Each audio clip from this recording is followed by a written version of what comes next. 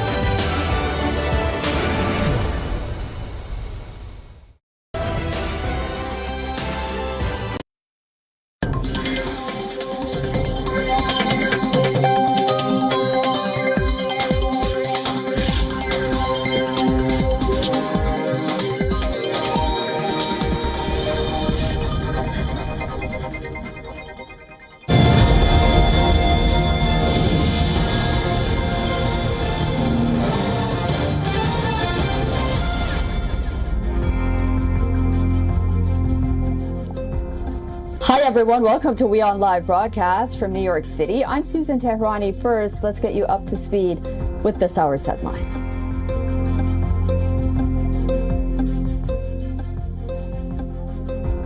U.S. Abrams battle tanks delivered to Ukraine, says Ukrainian President Volodymyr Zelensky, adding they would reinforce Kyiv's counteroffensive against Russian troops.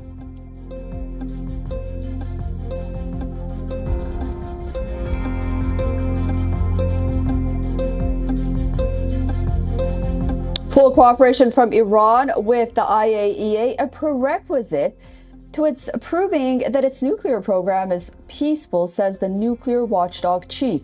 Grossi stresses on getting credible assurances from Tehran.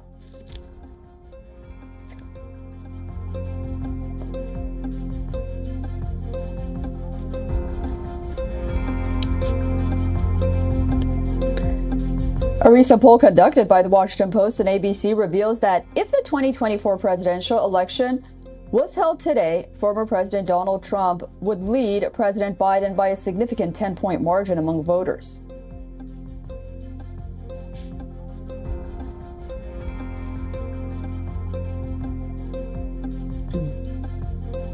Hollywood film and TV writers expressed relief at the preliminary labor agreement after a 146-day-old strike. Writers Guild of America chief negotiator thanks writers for bringing solidarity to the strike action.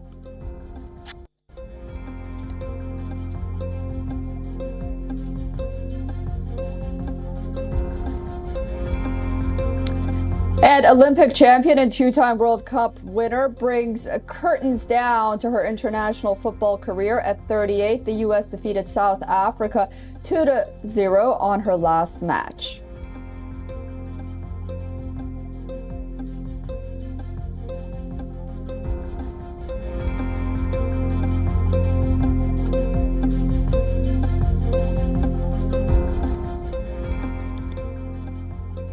So the diplomatic row that started with Canada alleging India's role in the murder of a Khalistani terrorist, Hardeep Singh Nijjar, shows no signs of easing.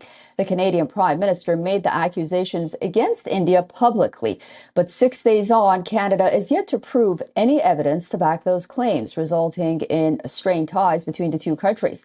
At the heart of the issue lies the question of evidence. India has asked Canada to share specific evidence connecting India to the murder. Canada has so far refused to provide the same, saying that sharing details in public would compromise the ongoing investigation by its agencies. It has instead asked India to cooperate with investigations.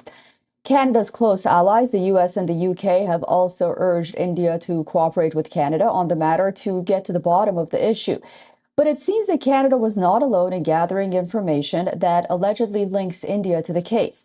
Reports now say that American spy agencies also provided relevant information to Ottawa. U.S. Ambassador to Canada admitted that there was shared intelligence among Five Eyes partners that helped Canada conclude what its prime minister said publicly. The Five Eyes is an alliance of the intelligence agencies of the United States, United Kingdom, Australia, New Zealand, and Canada as well. The Second World War era intel sharing alliance between the UK and the US was expanded twice after the war until 1956, when it got its present strength. Reports also say that although some information was provided by American agencies and the Five Eyes partners, Canada itself developed the most definitive intelligence that led to accusations that India orchestrated the plot. Also, reports say that it was only after Najjar was killed that the U.S. intelligence agencies offered their Canadian counterparts the context that helped Canada conclude India's alleged involvement. It has also been reported that Canada and its officials had informed and altered Najjar that he was in danger. There is little information on whether the Canadian government knew of an alleged Indian hand before the killing took place, but reports say that Washington did not have any evidence or information on the alleged plot. Had that been the case, the U.S. would have been bound to inform Najjar. Under the intelligence agency's duty to warn doctrine, U.S. agencies are required to warn U.S. and non-U.S. citizens of impending threats of international killing, serious bodily injury, or even kidnapping.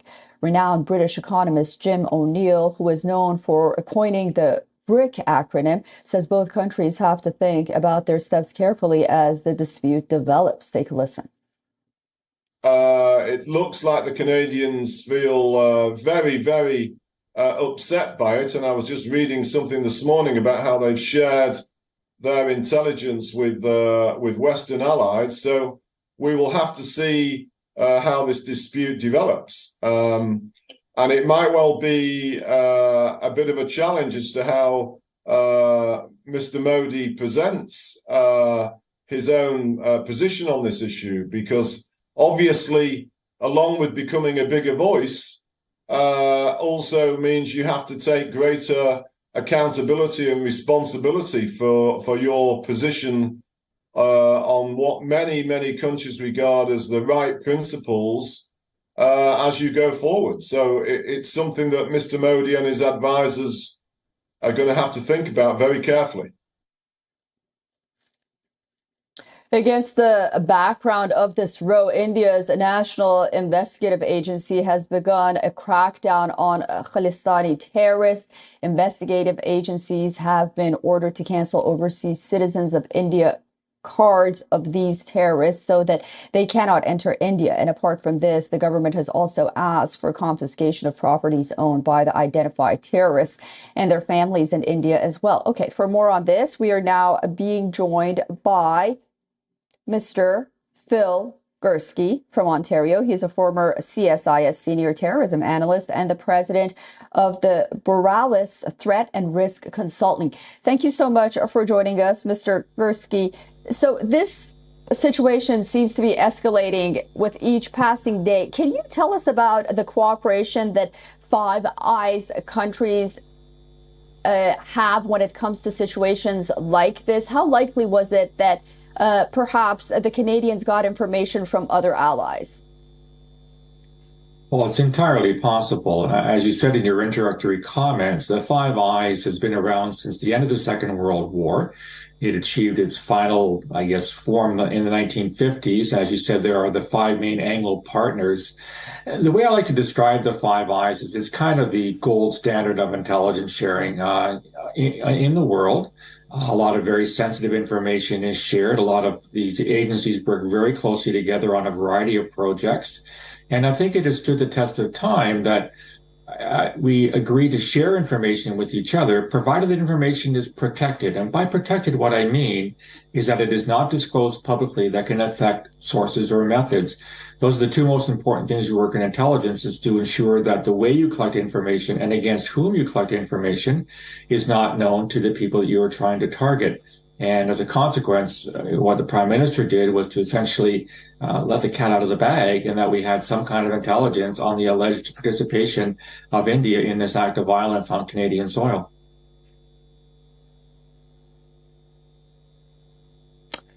So what would be the next step in something like this? Because relations between the two sides have really turned sour, and this escalated in a matter of days. From your experience, do you think that this is serious for future Canada-India relations? It's potentially very serious because the Canadian government has alleged that a foreign power, i.e. India, either carried out or sponsored or took part in or had some kind of role in the murder of somebody on Canadian soil. So of course it's very, very serious. Canada and India have had relations for many, many years. Canada recognizes the role that India plays, not just in South Asia, but in other matters. It's going to be a very delicate dance going forward as to what happens on from Canada's perspective. Obviously, they want to see the perpetrators of this murder to be brought to justice. And if it, we'll have to talk to India and see if in fact India were involved or India has any information that can lead to evidence to be gathered to be used in a criminal trial here in Canada, then we would expect India to provide that. But yeah, it is a very, very delicate time in our relations. Absolutely. Okay, well, we'll be watching very closely. And thank you so much for staying with us and joining us, Mr. Phil Gurski, and for that analysis. I hope to speak to you again very soon. Thank you for having me.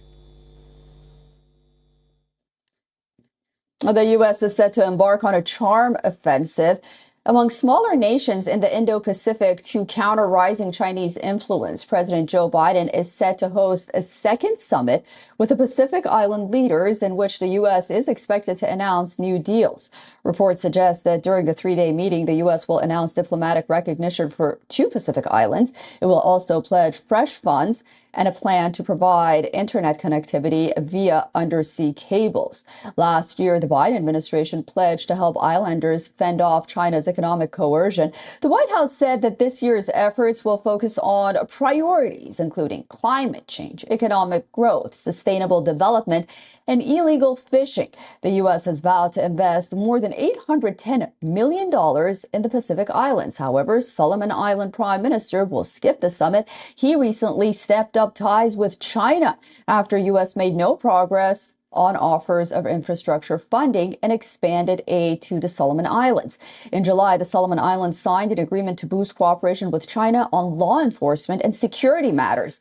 Meanwhile, countering more Chinese activities in the Indo-Pacific region, the United States has also raised concerns about the upcoming visit of the Chinese research ship Xi'an 6 to Colombo. According to reports, the United States Under Secretary Victoria Nuland, in her meeting with Sri Lanka's Foreign Minister Ali Sabri, raised the matter on the sidelines of the United Nations General Assembly session here in New York.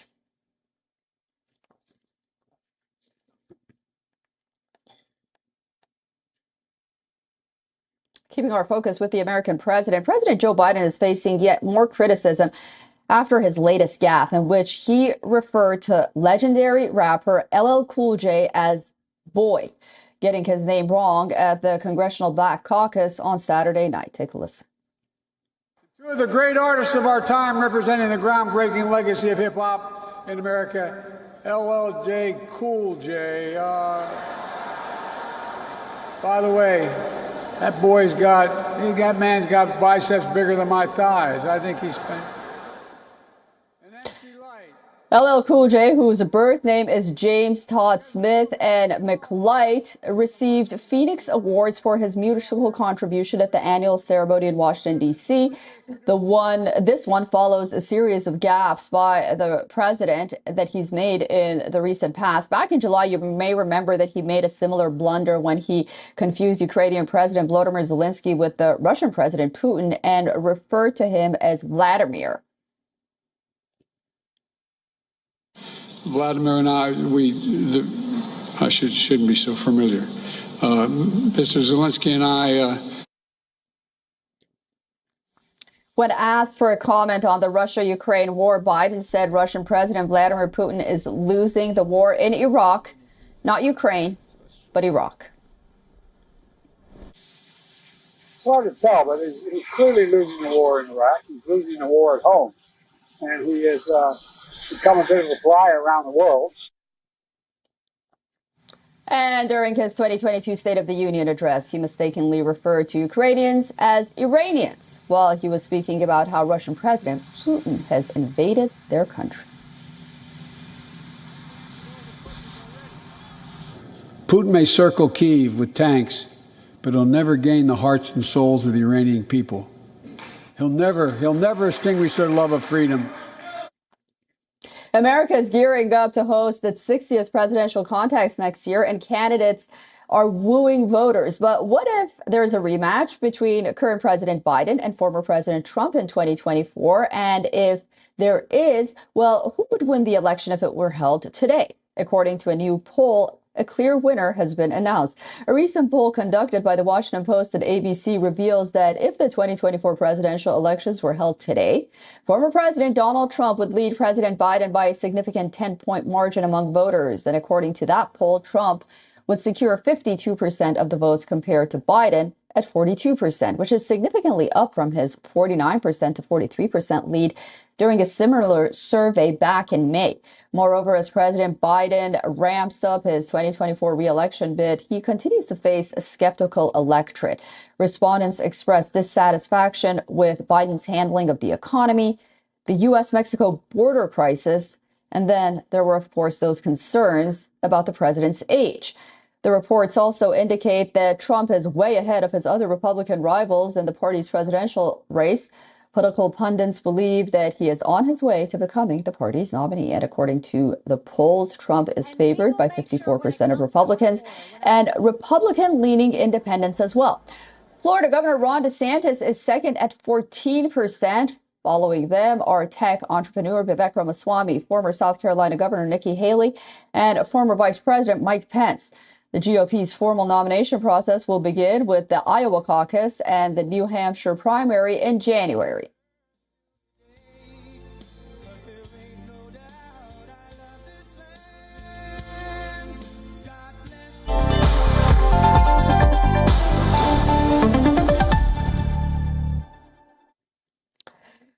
U.S. Transportation Secretary Pete Buttigieg was making his rounds on the Sunday shows here in the United States on TV, and he has claimed that the United Auto employees in Detroit's Big Three can all come out on top in contract talks, with employees gaining significant pay increase and job security, and the automakers continuing to prosper. On Tuesday, President Joe Biden will visit Michigan to show his support for the striking UAW workers. The transportation secretary claimed on Sunday's episode of State of the Union on CNN, and this is a quote, that Joe Biden is proud to be the most unapologetically pro-worker, pro-union president we've had. He added that it's also the case that these auto companies can thrive in a win-win deal that does what the president has called for. Profits at Ford Motors and General Motors Company, while those at the Stellantis, Nevada, and GM have been record-setting for the last 4 years. As evidence, the union points to soaring CEO pay packages and multi-billion-dollar stock buybacks that reward shareholders, while also satisfying the union's request for raises, that is, of up to 40%. According to Ford CEO Jim Farley, the pay requirement would put us out of business. Buttigieg refrained from throwing the government's support behind the 40% salary proposal. He emphasized that although the president and his administration are not negotiating, they are instead, quote unquote, with workers. After more than a week of the strike, the two sides are still very far apart on fundamental issues, including salary, benefits, as well as conditions. Friday, United Auto Workers President Shawn Fain said that the union will strike at 38 more sites owned by General Motors and Stellantis, the manufacturer of the Jeep and Chrysler models. Union officials claim to have secured significant concessions from Ford, preventing further walkouts. The strike is politically problematic for President Biden because he's banking on union support in key swing states in the Rust Belt to help him win re-election. While the UAW has backed Biden for 2020, they haven't made a decision for 2024. His trip will take place a day before former president and union wooer Donald Trump will arrive in Detroit.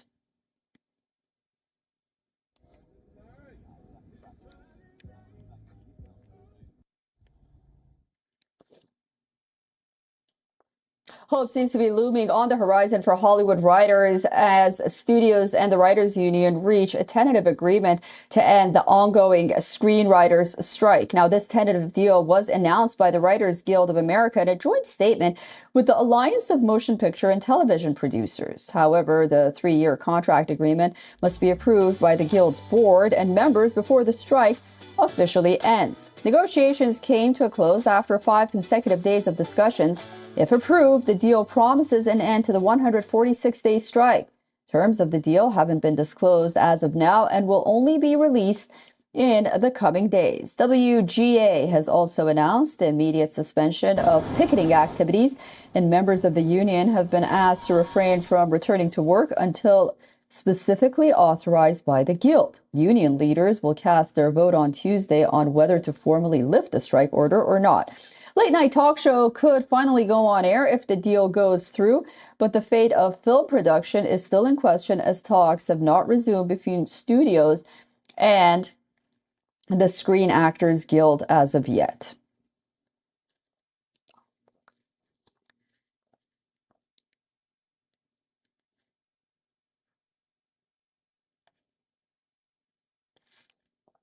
All right, and finally, hugs, tears, and standing ovation, and loud cheers as well. These were the scenes at Soldier Field Stadium in Chicago as Olympic champion Megan Rapinoe ended her international football career. The U.S. winger is not only known for her leadership on the field, but also off it as well. Back in 2019, World Player of the Year Rapinoe put the U.S. jersey on one final time as the 4-time world champion played a friendly match against South Africa and won 2-0. The 38-year-old was crucial to both of her team's goals. She provided the long pass to Alex Morgan that set up Trinity Rodman's goal and took the corner that Emily Sonnet headed into the back of the net. Rapinoe received a standing ovation from the crowd as she left the field in the 52nd minute and handed the captain's armband to Lindsay Horan.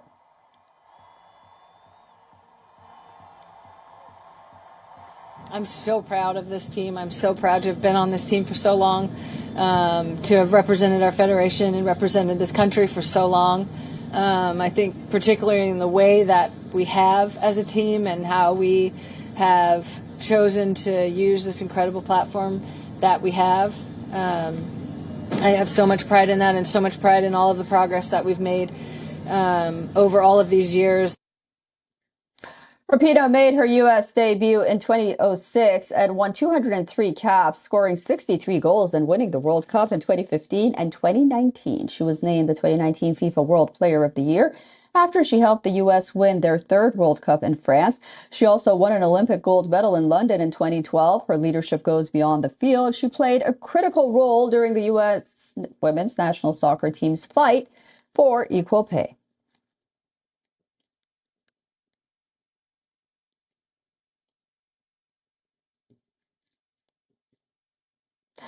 The world's 2nd largest Hindu temple is now standing tall in the U.S. state of New Jersey. The Robbinsville Swami Narayan Ashkadam Temple is now the largest temple here in the United States. We leave you with these visuals. As I say, thank you for watching, and I'll see you tomorrow. Goodbye.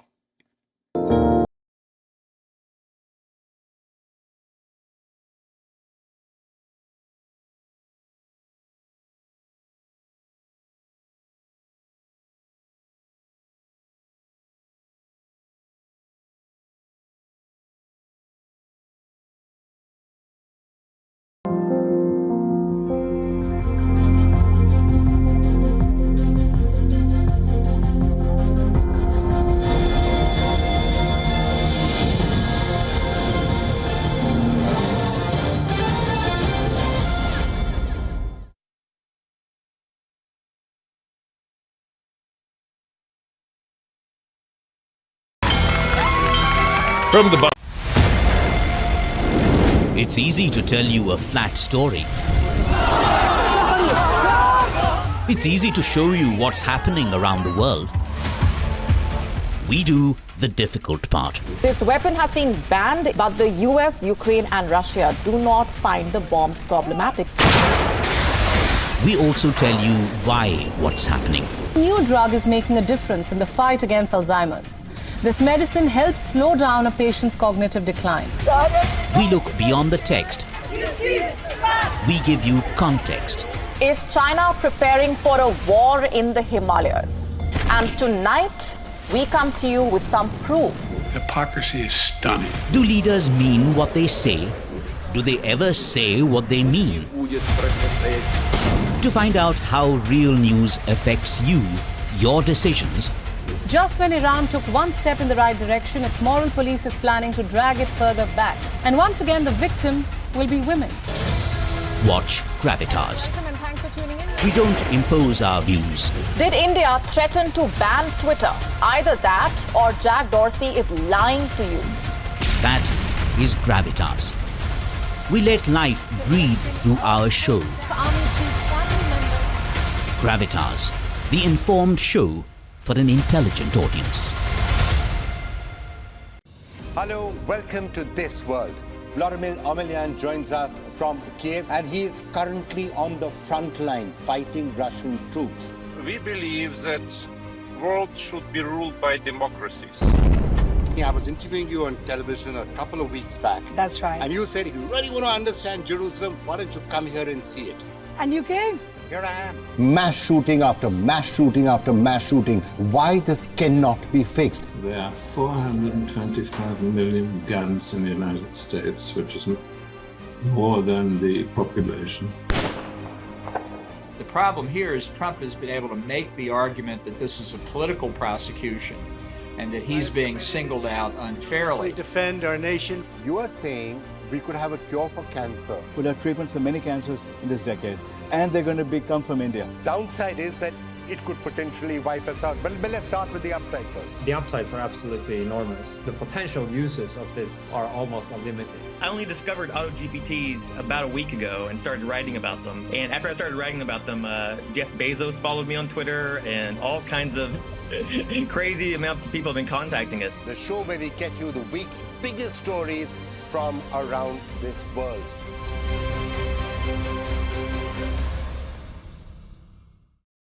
What is the India story? It's the story of the world's biggest democracy. We are developing the road infrastructure. In the end of 24, it will be equivalent to the road infrastructure of USA. We have now entered the growth phase. And I believe that the growth rate in India is going to be exponential. Two narratives of Indian story which need to be brought center stage. Every week, the India story will bring the most incisive analysis, the most authoritative voices. India will be a significant pole in the universe of AI going forward. India is walking tall. India's stature is different. India's voice is being heard. And the